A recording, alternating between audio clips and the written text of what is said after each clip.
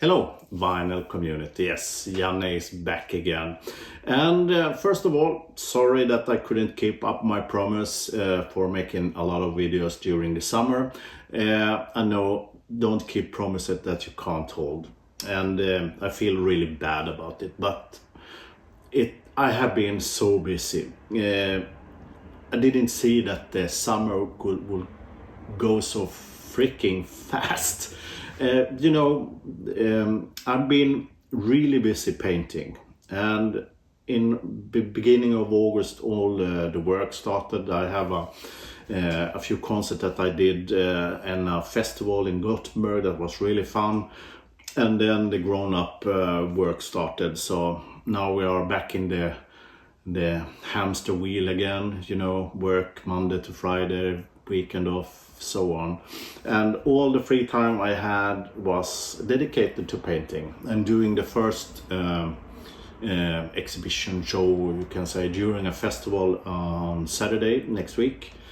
And the week after, I'm doing a week-long exhibition together with some friends. We are sharing a big space and showing off our works.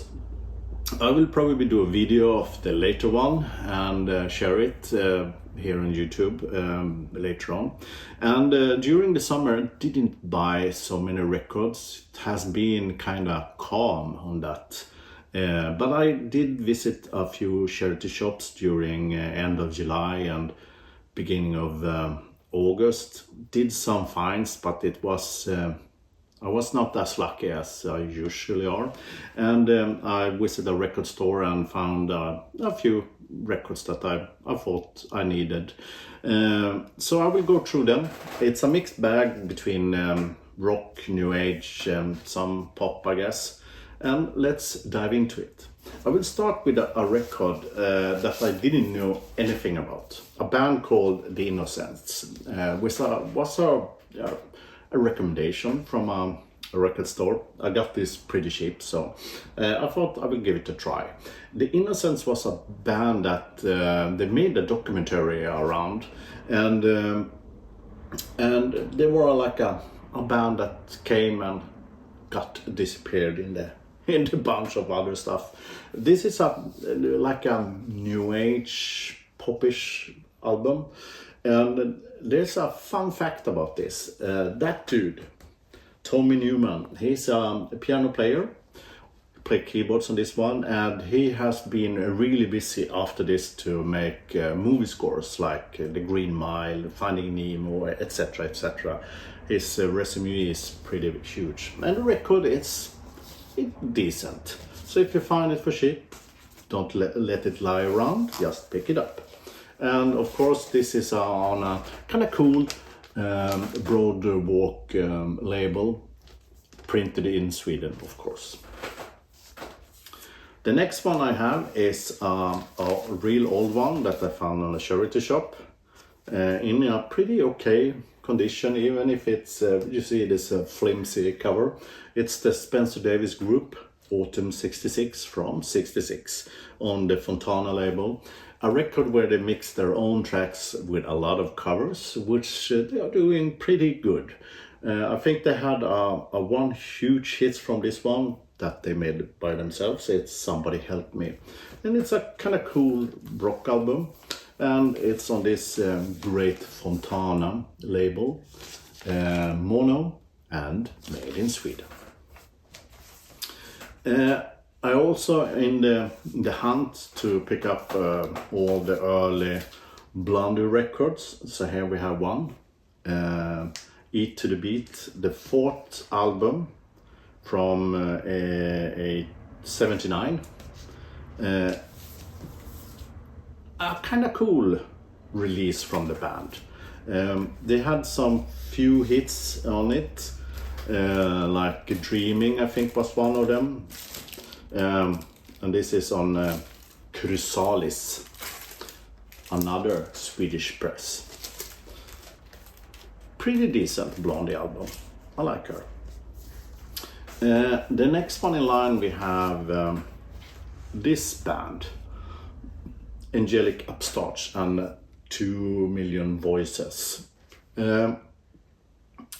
I don't have so many of this band. This is a British punk rock oi band that was formed in South Shields in '77. The early stuff is really good. It's one of the periodic most political charged and pro-awakening groups from that time. Kind of cool band, I must say. And this one is on this red angelic upstarts, Sono 104.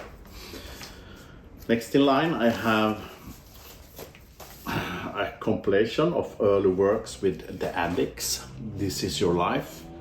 A band that I really enjoy. This is songs from between 78 to 80 with a kind of cool cover, and you have the inside there.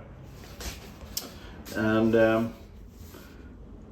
is this a must-have? No, but it has some catchy tunes, and you have that nice label. A record that was released in '84. Another band that I have been starting to pick up lately is, of course, the Dwarfs. Here's another compilation, How to Win Friends and Influence People. A record that has 17 tracks. Of course, it's like an intro, etc. that they are numbering, but this is a really fun record to have. They really have many of their famous ones squeezed into this one, so this is a must-have if you don't have anything else. I don't have so much Dwarfs. This is also made with their own kind of cool label. Let's continue. A record that I picked up also is one of the later Ramones records, Halfway to Sanity. A record that I don't know if it's a must-have or not. The critic has been pretty hard on this one because they are starting to adapt to what the scene was during that time. A record from '87. But they have a few really good tracks on this one, like the opening tracks. I Wanna Live is a brilliant one. The Garden of Serenity is another great tune, and I really like the flip out Frank Zappa-like tune, I Lost My Mind, where they're just repeating the sentence over and over again in a crazy riffage. It's so cool. And this one was released on the Torso label, looks like that. And the last one I have for today is a record by a guy called Johnny Thunders, and this is In a Cold Blood. It's like a small compilation where you have the one record is studio works, and the second one is a live recording. It's pretty raw and full of energy. He is doing a few covers like Gloria and Louie Louie that is brilliant. You can hear that he is starting to get affected by all the drugs he is taking during this time. He's not in the best shape, you can say. Is this a needed record in your collection? No. If you're a die-hard fan, yes, of course, but you probably already have this one. I thought it was kind of a fun record. This one is on the New Rose label, so pink and black, or pink and gray black, or whatever it is. I think this is a France pressing. Yes, made in France. That's kind of cool. So that's the records I have to share. I have pre-ordered some new records that should fall in soon, I hope. Like the Hive's new records that I'm really looking forward to spin.